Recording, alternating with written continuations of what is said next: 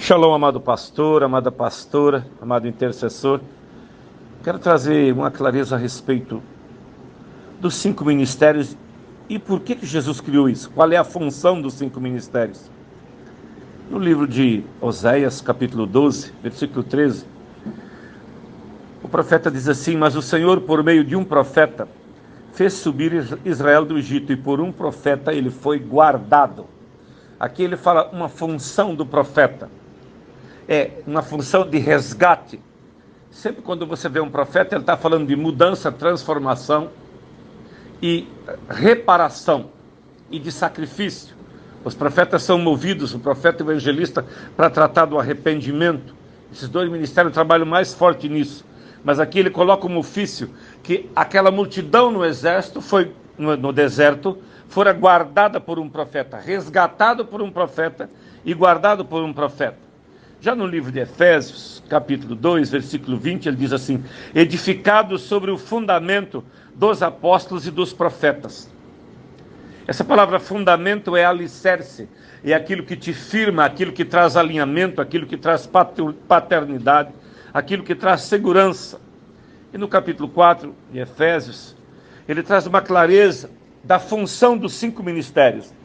Do 11 ao 16 ele diz assim: ele mesmo deu uns para apóstolos, outros para profetas, outros para evangelistas, outros para pastores e mestres, querendo o aperfeiçoamento dos santos, para a obra do ministério, para a edificação do corpo de Cristo, até que todos chegamos à unidade da fé e ao conhecimento do Filho de Deus, a varão perfeito e à medida da estatura completa de Cristo, para que não sejamos mais meninos inconstantes, levados por todo o vento de doutrina, pelo engano dos homens, que com astúcia enganam fraudulosamente.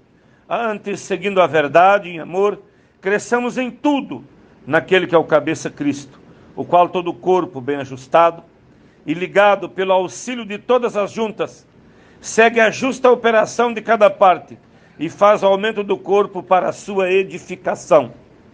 Ele traz uma clareza tão profunda da função dos 5 ministérios, mas ele coloca o profeta e o apóstolo como alicerce, como firmeza. Lá, Oséias coloca o profeta como resgatador e como aquele que traz uma cobertura, traz uma paternidade.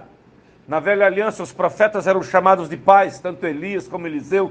Eles tinham uma paternidade reconhecida, um guardar, um proteger, um livrar. Eu queria trazer algo para você, que quando ele fala dos 5 ministérios, ele diz, querendo o aperfeiçoamento dos santos. Então, quando você conhece um ministério apostólico e um ministério profético, e você é um evangelista, um mestre ou um pastor, você terá um aperfeiçoamento no seu ministério. Às vezes, quando as pessoas perguntam, o apóstolo é maior? O profeta é maior? O evangelista é maior? É mais ou menos que você perguntar assim, a orelha é maior que a mão? O pé é maior que o nariz? Não existe maior. Ele tem uma função no corpo. Os seus olhos têm uma função. Os seus ouvidos têm uma função. A sua boca tem uma função. A sua mão tem uma função. São operações, aquilo foi colocado no corpo para um propósito. Então, se você é um profeta maior, um profeta menor, não muda nada. Não adianta você inventar na tua cabeça que você é um apóstolo se você não é. Muitas pessoas, eles me chamam de apóstolo, mas o Senhor me disse que eu sou um profeta e fui ungido como profeta pelo meu pastor. Mas a mentalidade brasileira não é a mentalidade bíblica. É de alguns ministérios que eles acham que um apóstolo, ele é tipo um reverendo, ele está mais honrado. Não. Quando Paulo fala do ministério apostólico, ele diz, em nós opera a morte, para na igreja operar a vida. Quando Paulo fala do apóstolo, ele diz que nós somos o escárnio, a zombaria da sociedade, para poder servir a igreja. Ser um apóstolo é um serviço muito duro. E hoje, de cada 10 apóstolos que tem ungido no Brasil, infelizmente, talvez 2 sejam apóstolos. Os outros são pastores maquiados de apóstolo. E o diabo zomba de você. Tem muita gente achando que um dia ele vai ser um apóstolo.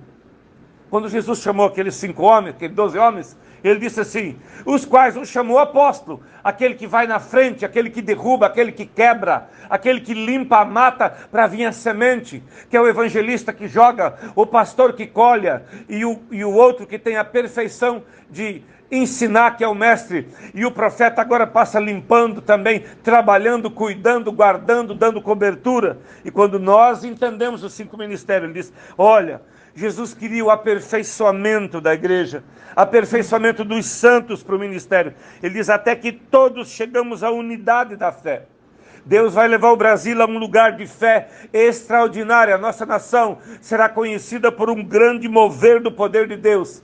Mas muitas pessoas foram ungidas porque elas acharam que com uma unção vai mudar algumas coisas. Nunca ninguém muda um chamado, ninguém tira e ninguém coloca. Em Romanos, quando você olha Romanos 11, 29, ele vai dizer que o chamamento, o chamado e os dons são irrevogáveis. Então quando você nasceu um pastor, você pode até não ter manifestado o seu apostolado, mas você já era um apóstolo. Um apóstolo é um apóstolo.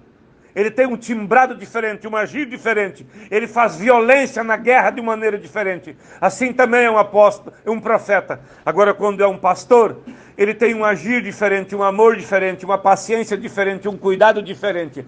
E os profetas e os apóstolos, eles têm uma compreensão com clareza dos 5 ministérios.